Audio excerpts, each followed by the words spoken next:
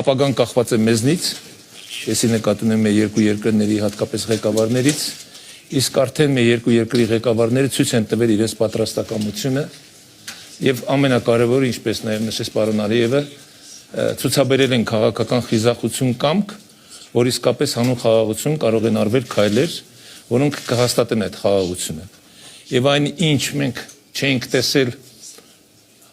30 տարուց ավելի, մենք հիմա ապրում ենք այդ իրավիճակում։ Եվ իրականում անհավատալի էր, որ 2 տարի առաջ, նույնիսկ 1 տարի առաջ կարելի էր կարճ ժամանակում հասնել այսպիսի մի իրավիճակի, երբ որ արդեն մենք Հայաստանի Հանրապետությունը հնարավորություն ունի ապրանքներ ստանալ Ադրբեջանից անմիջապես Վրաստանի տարածքով։ Ես վստահ եմ, որ կգա նաև այն օրը, երբ որ մենք այդ ապրանքները կստանանք պարզապես մեր տարածքներով, այսինքն դա կլինի Բաքու կամ Ադրբեջան,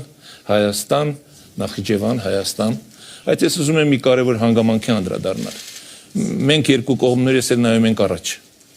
Եթե մենք փորձենք նայել հետ եւ փորձել նաեւ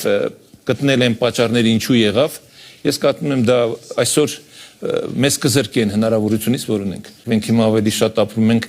մեր ծրագրերի իրականացման գործով եւ ինչու մենք հաջողություն կունենանք, որովհետեւ մենք հստակ պայմանավորվածություններ ունենք։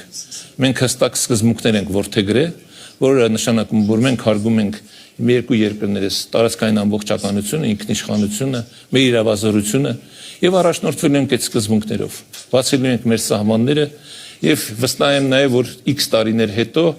ոչ միայն քաղաքական բարձր մակարդակի նման հանդիպումներ են լինելու, այս սովորական գործընթաց է լինելու, երբ որ Հայաստանից կամ Ադրբեջանից մեր քաղաքացիները կարող են հատել սահմանը, առևտուր անել, օգտվել այն առավելություններից, որ մենք ունենք երկուսս։ Եվ տեսեք,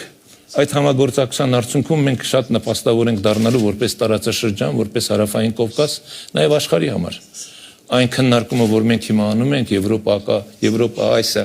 կապը ապահովելու համար, դրա լավագույն ճանապարհը հենց Հարավային Կովկասն է։ Եվ այս գործընթացը հաջողություն կունենա նաև այն պատճառով, որտեղ այստեղ կա նաև տնտեսական շահ։ Բացի քաղաքականից, որը ամենակարևորն է, բայց այստեղ կա նաև տնտեսական շահ։ Եվ սա կամրապնդի այն պայմանավորվածությունները, որ մենք ձեռք ենք բերել, երկու երկրի ղեկավարներ ընդհանուր սկզբունքների շուրջ համաձայնության են գալիս, ուրեմն կարելի է եւ հաջողության հասնել։ Եվ այդտեղ իհարկե ես չեմ կարող չնշել նաև Միացյալ Նահանգների նախագահ պարոն Տրամպի դերը, որը էլի կարողացավ իր վրա վերցնել այդպիսի պատասխանատվություն եւ մեր երկու երկրների ղեկավարների հետ օգոստոսի 8-ին ստորագրեց այդ պատմական փաստաթուղթը։